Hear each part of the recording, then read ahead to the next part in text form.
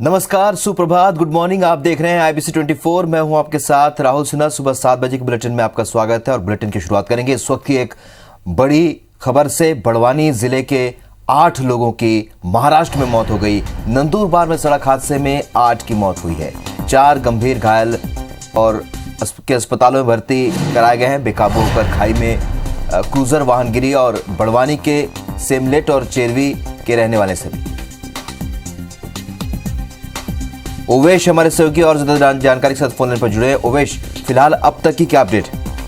जी देखिए, बताना चाहूंगा कि महाराष्ट्र के जो नंदुरबार जिला है, यहाँ पर तोरणमाल जो घाट सेक्शन है, यहाँ पे एक दर्दनाक हादसा हुआ है। क्रूजर जीप वाहन अनियंत्रित होकर खाई में पलटा, जिसमें 8 लोगों की मौत हो गई और 4 गंभीर रूप से घायल है।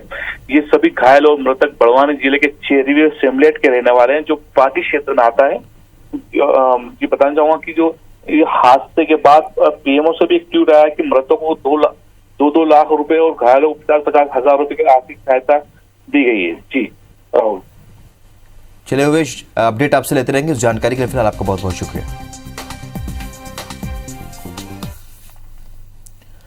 बढ़ते आगे, सीहोर से एक बड़ी खबर मिल रही है, जहां पर इंदौर भोपाल हाईवे पर बड़ा हादसा हुआ है और चलती कार के ऊपर ट्रक पलट गया और हादसे में कार सवार दंपत्ति की मौके पर ही मौत हो गई। 3 क्रेनों की मदद से ट्रक को हटाया गया है। तो झागरिया जोड़ पर यह दर्दनाक हादसा हुआ। कोतवाली थाना क्षेत्र का मामला है और घटनास्थल की तस्वीरें आप देख रहे हैं। इंदौर भोपाल हाईवे पर एक बड़ा हादसा हुआ है, जहां चलती कार के ऊपर ट्रक पलट गया।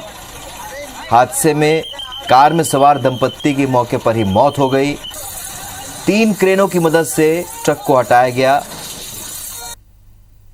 झागरिया जोड़ पर यह दर्दनाक हादसा हुआ है। कोतवाली थाना क्षेत्र का यह मामला।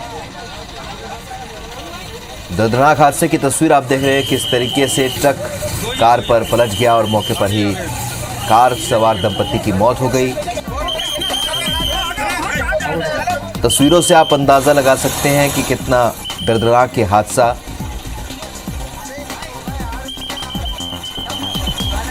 ट्रक के गिरने से, पलटने से कार में सवार दंपत्ति की मौके पर ही मौत हो गई।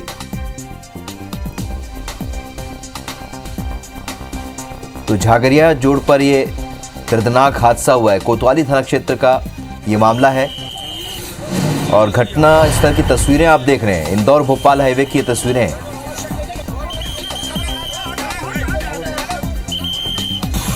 तो सीहोर से बड़ी खबर आपको बता रहे हैं, जहां पर यह बड़ा हादसा हुआ है।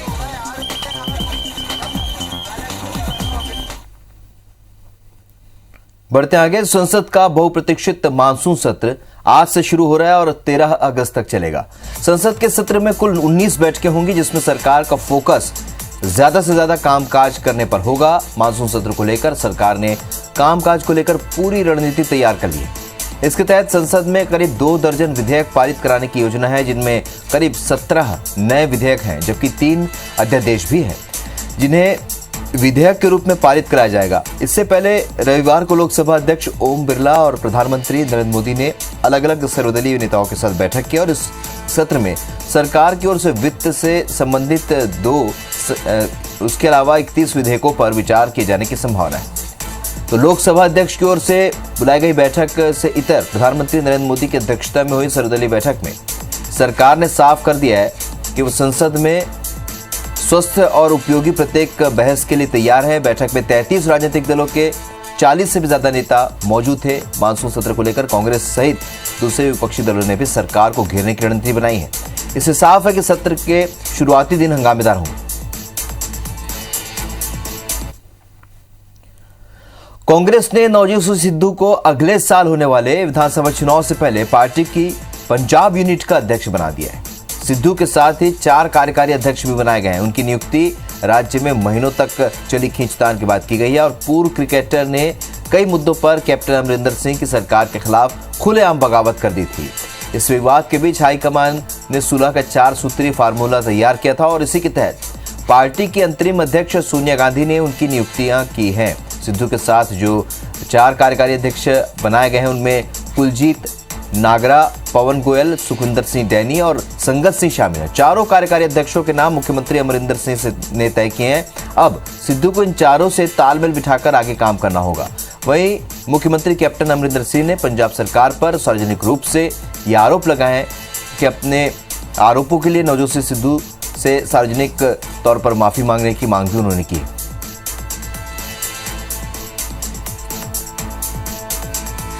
बढ़ते आगे, मुख्यमंत्री शिवराज सिंह चौहान आज कोविड-19 बाल सेवा योजना के हितग्राही बच्चों के खाते में राशि ट्रांसफर करेंगे। सीएम शिवराज सिंह बच्चों से संवाद भी करेंगे। दोपहर 3 बजे मंत्रालय से वीडियो कॉन्फ्रेंसिंग के जरिए होने वाले कार्यक्रम का प्रसारण सोशल मीडिया पर भी होगा। दरअसल कोरोना के चलते कई बच्चों के सर से उनके माता पिता का साया उठ गया है। सरकार ने ऐसे बच्चों की जिम्मेदारी उठाने के लिए मुख्यमंत्री कोविड-19 बाल सेवा योजना शुरू की है, जिसमें कोरोना से अनाथ हुए बच्चों को प्रति माह 5,000 रुपए आर्थिक सहायता के साथ ही निःशुल्क शिक्षा और निःशुल्क राशन के साथ सुरक्षित आवासीय सुविधा भी उपलब्ध कराई जाएगी। बच्चों की प्राथमिक शिक्षा से लेकर उच्च शिक्षा तक का जिम्मा राज्य सरकार उठाएगी। एक तरफ सरकार ने कोरोना में अनाथ बच्चों की मुख्यमंत्री कोविड-19 बाल सेवा योजना के तहत जिम्मेदारी उठाई है, तो वहीं इंदौर में विभिन्न सामाजिक संगठन भी ऐसे बच्चों की मदद को आगे आए हैं। कोरोना में बेसहारा हुए करीब 235 बच्चों की पढ़ाई के लिए सभी संगठनों ने मिलकर 1 करोड़ की मदद राशि उपलब्ध कराई है और इस मुहिम की शुरुआत सांसद शंकर लालवानी ने की, जिससे बच्चों की स्कूल फीस जमा कराई जा सके, बच्चों की पढ़ाई उसी स्कूल में जारी रहे जहां वे पढ़ते हैं। इसके लिए ये कदम उठाया गया है। रविवार को सभी जरूरतमंद बच्चों को प्रमाण पत्र और चेक दिए गए। मुहिम में कई कलेक्टर समेत कई अधिकारी व्यक्तिगत तौर पर मदद कर रहे हैं। बच्चों की पढ़ाई आगामी सालों में जारी रहे, इसके लिए इस काम में और भी लोगों को जोड़ा जाएगा। साथ ही विधवाओं को आत्मनिर्भर बनाने के लिए उन्हें भी अलग अलग प्रशिक्षण दिए जाएंगे ताकि वे अपने परिवार का भरण पोषण कर सकें।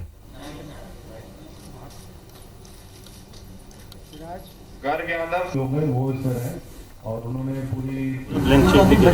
ऐसे कुछ डोनर हैं जो ब्लैंक चेक देते हैं, वो बोलते हैं हमने ये किसी संस्था के नाम से भी राशि नहीं ले रहे हैं, ये जो राशि ले रहे हैं हम स्कूल के नाम से लेंगे और उस स्कूल कौन से स्कूल में उनका बच्चा है वो भी उनको बताएंगे ताकि उनको ये मालूम पड़े कि इनकी फीस से ये बच्चा पढ़ रहा है। जो देखा है इसमें सभी स्कूल संचालकों ने अपनी सामर्थ्य से ज़्यादा ही बेनिफिट दिया बच्चों को। जहाँ पर स्कूल संचालकों के सामर्थ्य में नहीं रहा होगा वहाँ 100% वहाँ एग्जेम्पशन नहीं हुआ। वहाँ सांसद जी से जुड़ी से कई संस्थाएं जुड़ी जो इन लोगों ने उसके लिए राशि डोनेट करने की बात की और वो राशि उनके माध्यम से सीधे स्कूलों में जा रही है। आज इस कार्यक्रम में भी चेक दिए गए हैं। छत्तीसगढ़ में 1 अगस्त से बिजली की दरों में बढ़ोतरी हो सकती है और बिजली वितरण कंपनी के प्रस्ताव के आधार पर इस महीने नियामक आयोग फिर से जनसुनवाई करने जा रहा है। नियामक आयोग को भेजे गए प्रस्ताव में वितरण कंपनी को लगभग 4,000 करोड़ रुपए के घाटे में होना बताया गया है। बिजली क्षेत्र के विशेषज्ञों के मुताबिक अभी दर नहीं बढ़ी तो आने वाले दिनों में बिजली कंपनी दिवालिया होने के कगार पर पहुंच जाएगी। नियामक आयोग के पूर्व सचिव PN सिंह के मुताबिक बिजली की लागत लगभग 5.90 रुपए प्रति यूनिट पड़ रही है, लेकिन कंपनी अपने उपभोक्ताओं को इससे भी कम दाम पर बिजली दे रही है। छत्तीसगढ़ बिजली अभियंता महासंघ के सचिव अरुण देवांगन के मुताबिक छत्तीसगढ़ राज्य विद्युत वितरण कंपनी को घाटे से उबारने के लिए बिजली की दरों में बढ़ोतरी बहुत जरूरी हो गई। अब देखना यह है कि नियामक आयोग जनसुनवाई के बाद बिजली की दरों में बढ़ोतरी को मंजूरी देता है या नहीं।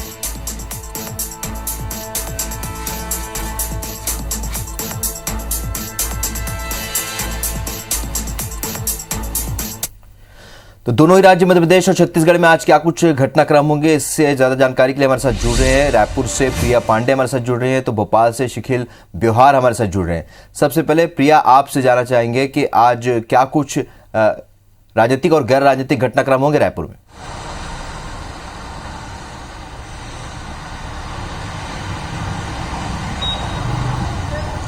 बिल्कुल, सबसे बड़ी खबर और सबसे अहम खबर जो आज है वो ये है कि बिजली की दरों को तय करने के लिए आज जन सुनवाई का कार्यक्रम रखा गया है। 2 दिनों तक ये कार्यक्रम चलेगा और इस दौरान लोगों की बातें जन सुनवाई की जाएगी।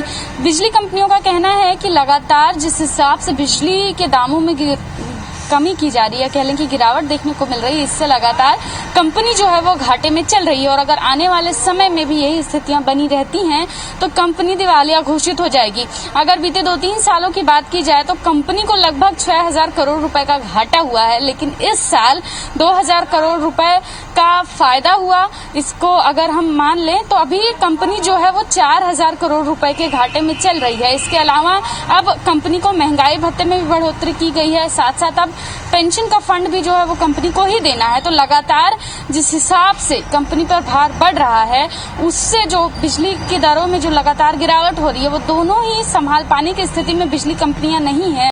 उससे जो बिजली की दरों में जो लगातार गिरावट हो रही है वो दोनों ही संभाल पाने की स्थिति में बिजली कंपनियां नहीं है और इसलिए अब दरों में बढ़ोतरी की जाए ऐसी मांग की जा रही है। 2 दिनों की ये जन सुनवाई है और ऐसी उम्मीद जरूर की जा रही है कि आने वाले 1 अगस्त से बिजली कंपनियों के द्वारा दाम बढ़ा दिए जाएंगे। हालांकि जन सुनवाई में क्या होता है, किस तरीके के फैसले लिए जाते हैं, ये जन सुनवाई के बाद ही पता चल पाएगा। इसके अलावा आज मुख्यमंत्री भूपेश बघेल जो हैं वो डॉक्टर खूबचंद बघेल के जयंती समारोह में वर्चुअली शामिल होंगे। दोपहर 12 बजे वे मुख्यमंत्री निवास से उनके जयंती के अवसर पर जो कार्यक्रम होने वाले हैं उसमें वर्चुअली शामिल होंगे। इसके अलावा जो कार्यक्रम है वो गुरु घासीदास संग्रहालय के स्मारक भवन में रखा गया है, उसमें मंत्री जो हैं संस्कृति मंत्री अमरजीत भगत वो भी शामिल होंगे। वो वहां पर उनके द्वारा डॉक्टर खूबचंद बघेल की याद में जो प्रदर्शनी लगाई गई है उसका लोकार्पण करेंगे। आज के कार्यक्रम में डॉक्टर खूबचंद बघेल के जो परिजन हैं, स्वतंत्रता सेनानी हैं, उत्तराधिकारी हैं, इन तमाम लोगों का सम्मान किया जाना है। तो ये अहम जो घटनाएं हैं ये है। इसके अलावा अब राहत की बात जो है वो कोविड को लेकर आ रही है। बीते 24 घंटे में 165 नए कोरोना संक्रमण के मरीज आए हैं और लगभग 5 महीने बाद ये दिन आया है कि जब 200 से कम आंकड़े सामने आए हैं। तो ये तमाम अपडेट है राहुल जो दिन भर IBC 24 अपने दर्शकों को देता रहेगा। चलिए प्रिया, आप हमारे साथ बने रहिए। शिखिल का रुख करेंगे। शिखिल, आज बहुत सारे राजनीतिक घटनाक्रम है। आज कमलनाथ बैठकें लेंगे और मैराथन बैठकें, हफ्ते भर ये बैठक चलेगी। इसके अलावा आज मुख्यमंत्री कोविड-19 योजना की भी शुरुआत हुई है और क्या कुछ खास होगा मध्य प्रदेश में आज? देखिए, राजनीतिक गैर राजनीतिक अगर बैठकों और सिलसिलों की बात यहाँ पर की जाए तो मध्य प्रदेश में आज महत्वपूर्ण दिन यहाँ पर साबित होगा। सबसे पहली बात यहाँ पर की जाए मुख्यमंत्री शिवराज सिंह चौहान की, तो मुख्यमंत्री शिवराज सिंह चौहान आज 12:30 बजे कोविड को लेते हुए तैयारियों और उनसे तमाम जुड़ी हुई व्यवस्थाओं को लेकर समीक्षा करेंगे और इसके बाद दोपहर 3 बजे वो बच्चे जो कोरोना काल में अपने माता पिता को गंवा चुके हैं, अनाथ हो चुके हैं, उन बच्चों से सीधा संवाद भी यहाँ पर करेंगे। हालांकि ये संवाद जो है वो ऑनलाइन यहाँ पर किया जाएगा। इसके अलावा जो योजना यहाँ पर शुरू की गई है ऐसे बच्चों के लिए बाल सेवा योजना कोविड की, उसको लेकर जो प्रावधान यहाँ पर किए गए हैं 5,000 रुपये प्रति माह पेंशन के साथ साथ जो आर्थिक सहायता है, उसके अलावा जो उनकी पूरी शिक्षा उसके हितग्राही से संबंधित प्रपत्र और राशि जो है वो खाते में सीधी यहाँ पर डाली जाएगी। वहीं 5 बजे भी एक महत्वपूर्ण बैठक यहाँ पर सीएम शिवराज सिंह जी लेंगे। इसमें साफ तौर पर जो पेयजल की योजनाएं हैं, इसके अलावा जो इंफ्रास्ट्रक्चर से संबंधित काम जो है शहरी क्षेत्रों में किए जा रहे हैं उसे लेकर समीक्षा बैठक करेंगे। और इसके अलावा अगर बात यहां पर की जाए राजनीतिक हलचलों की, तो आज से मैराथन बैठकों का दौर जो है वो कांग्रेस में यहां पर शुरू हो रहा है। जिस प्रकार से प्रदेश में 1 लोकसभा 3 विधानसभा चुनाव, इसके अलावा जिस प्रकार से आगाज यहां पर राज्य निर्वाचन आयोग ने कर दिया है कि नगरीय प्रशासन चुनाव पहले होंगे और इसको देखते हुए आज बैठकों के दौर यहां पर शुरू हो रहा है। तमाम रणनीतियों पर चर्चा यहां पर की जाएगी। PCC चीफ और पूर्व मुख्यमंत्री कमलनाथ इस बैठक को यहां पर लेंगे। तमाम पदाधिकारी यहां पर मौजूद रहेंगे, रणनीति भी यहां पर बनाई जाएगी। और इसके अलावा सबसे महत्वपूर्ण कि जिस प्रकार से जो विधानसभा सत्र को लेकर लगातार प्रदेश की सियासत गर्म हो रही है, उसे लेकर भी रणनीति यहां पर बनाई जाएगी। ये अब अगर यहां पर बातचीत की जाए अन्य खबरों की, तो आज से मध्य प्रदेश में रेडियो स्कूल जो है उसकी शुरुआत यहां पर हो रही है। 9:30 बजे ये स्कूल की शुरुआत यहां पर होगी। 1 घंटे की क्लासेस जो है वो यहां पर लगाई जाएंगी। पहली कक्षा से लेकर 8वीं कक्षा तक इनकी एजुकेशन जो है वो रेडियो के माध्यम से दिया जाएगा। ऑनलाइन एजुकेशन में खासी दिक्कतों को देखते हुए यह निर्णय जो है राज्य शिक्षा केंद्र ने यहां पर लिया है। और इसके अलावा जिस प्रकार से आज से मानसून सत्र जो है वो संसद का यहां पर शुरू हो रहा है। एक बिल जो है बिजली कंपनियों को लेकर लाने की तैयारी में जो केंद्र सरकार है, उसके विरोध में मध्य प्रदेश के करीब 15 लाख बिजली कर्मचारी जो है आज आंदोलन की राह पर यहां पर रहेंगे। तो ये तमाम खबरें हैं जिन पर आज हमारी यहां पर नजर रहेगी। और इसके अलावा एक और चीज मैं आपको यहां पर बताना चाहूंगा कि नगरीय प्रशासन में भी आज एक बहुत महत्वपूर्ण बैठक यहाँ पर होनी है। जिस प्रकार से नगरीय क्षेत्रों में पौधारोपण की बातचीत यहाँ पर की गई थी और उन पौधारोपण को लेकर जो टारगेट यहाँ पर दिए गए थे वो टारगेट को लेकर आज प्रमुख बैठक यहाँ पर होनी है। लगभग ये लक्ष्य यहाँ पर रखा गया है कि शहरी तो मध्य क्षेत्रों में प्रदेश और छत्तीसगढ़ की तमाम खबरों की जिस पर हम नगरपालिका लगातार दर्शकों तक अपडेट पहुंचाते रहेंगे। आप दोनों का हमारे साथ जुड़ने के लिए बहुत बहुत शुक्रिया। बढ़ता है कि छत्तीसगढ़ में पिछले कुछ हफ्ते से बारिश नहीं हो रही है, जिसके कारण बिजली की खपत लगातार बढ़ रही है और डिमांड भी बढ़ी है। बिजली की डिमांड 4,905 मेगावाट तक पहुंच चुकी है और ये पिछले कुछ सालों के इसी सीजन का अधिकतम रिकॉर्ड है। इससे पहले छत्तीसगढ़ में बिजली की डिमांड 4700 मेगावाट तक ही पहुंच पाई थी।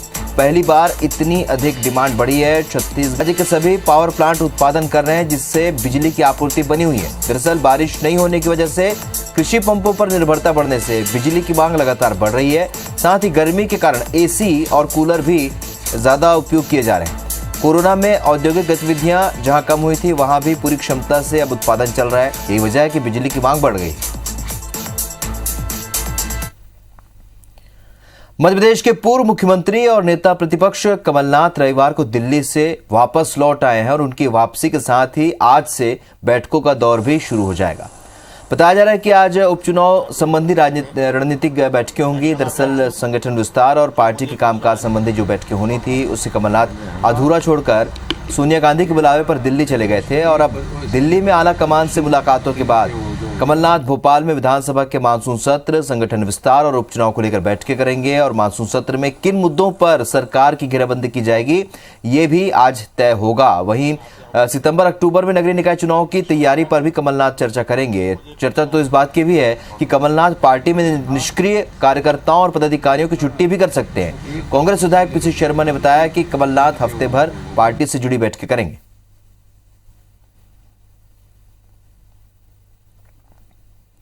बढ़ते आगे, भोपाल में मौसम हवाओं का रुख अब बदलने के साथ एक बार फिर मौसम बदला है और मध्य प्रदेश का मौसम 24 घंटों में प्रदेश के कई हिस्सों में यहां पर झमाझम बारिश होने की संभावना जताई जा रही है। मौसम विभाग ने 11 जिलों में भारी बारिश की संभावना भी जताई है और कई जगह येलो अलर्ट भी जारी किया है।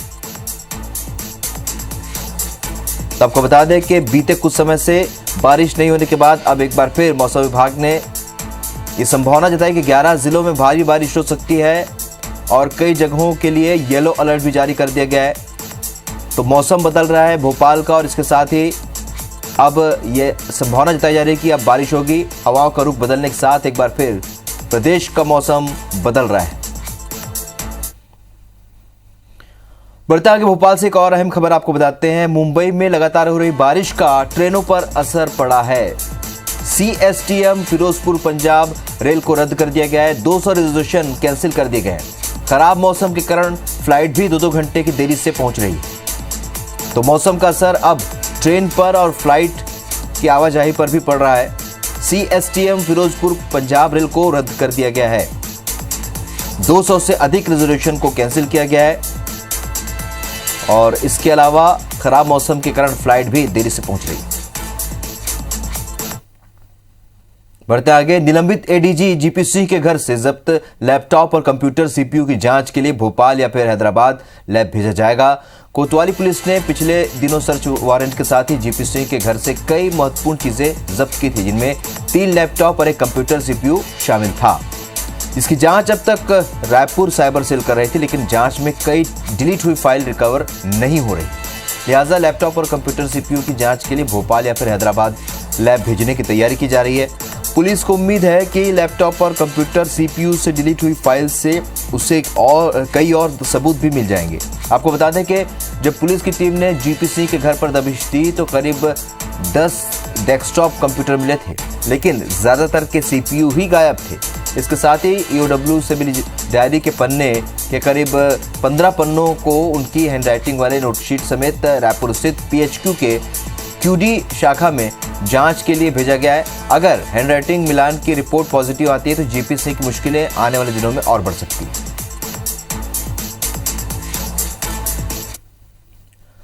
राजनांदगांव में धर्मांतरण के मामले को लेकर जमकर हंगामा हुआ, जिसमें हिंदू संगठनों के लोगों ने दिग्भ्रमित कर धर्मांतरण कराने का आरोप लगाते हुए कार्रवाई की मांग की। राजनांदगांव शहर के मध्य स्थित महेश नगर कॉलोनी के एक घर में गांव के कुछ लोगों का धर्मांतरण किए जाने का आरोप लगाते हुए बजरंग दल विश्व हिंदू परिषद के कार्यकर्ताओं ने प्रशासन से कार्रवाई की मांग की।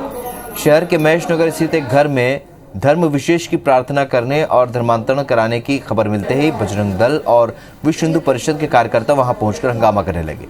प्रशासन से धर्मांतरण संबंधित कानून और कोविड-19 के प्रोटोकॉल के उल्लंघन में कार्रवाई की मांग करने लगे। हालांकि वहां मौजूद लोगों ने धर्मांतरण का कार्यक्रम होने से इनकार किया और केवल प्रार्थना होने की बात कही। सूचना मिलते ही घटनास्थल पर पुलिस की टीम पहुंची और जांच करने लगी। तहसीलदार ने कहा कि जांच कर उचित कार्रवाई की जाएगी।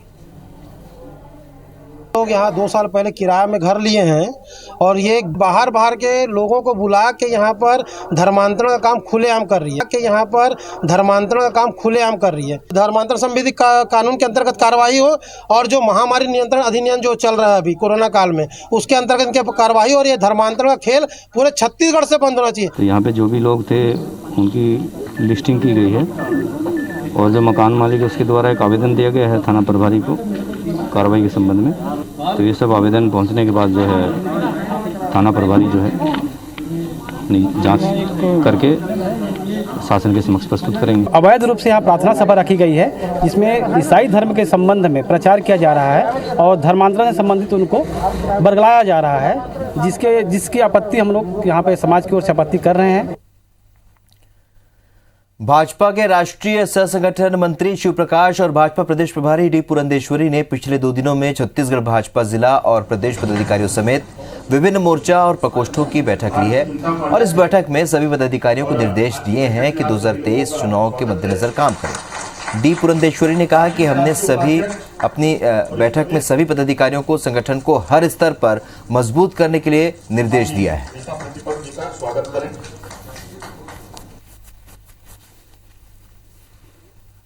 जब हम गांव में गए, हमारे कार्यकर्ता गांव में गए, हमारे नेता लोग गांव में गए और उनसे पूछा गया कि क्या युवाओं को वो 2500 रुपीज मिली, तो उनका जवाब यही था कि नहीं मिला।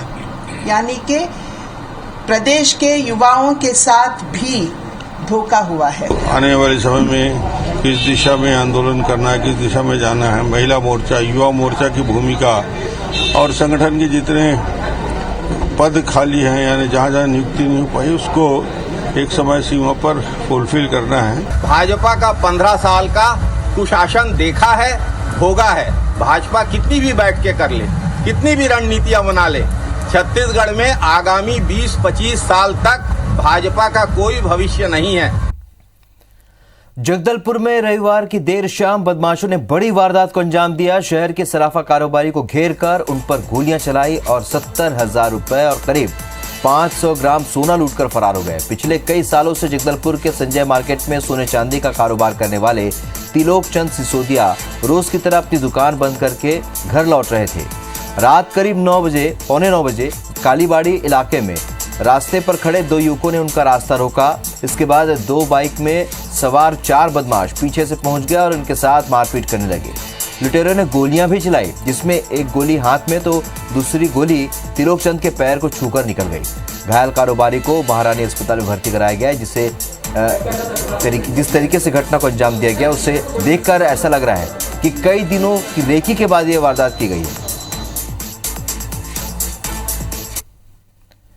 सुबह 7 बजे की खबरों में फिलहाल इतने, लेकिन ताजा अपडेट के लिए आप बने रहिए IBC 24 के साथ। नमस्कार।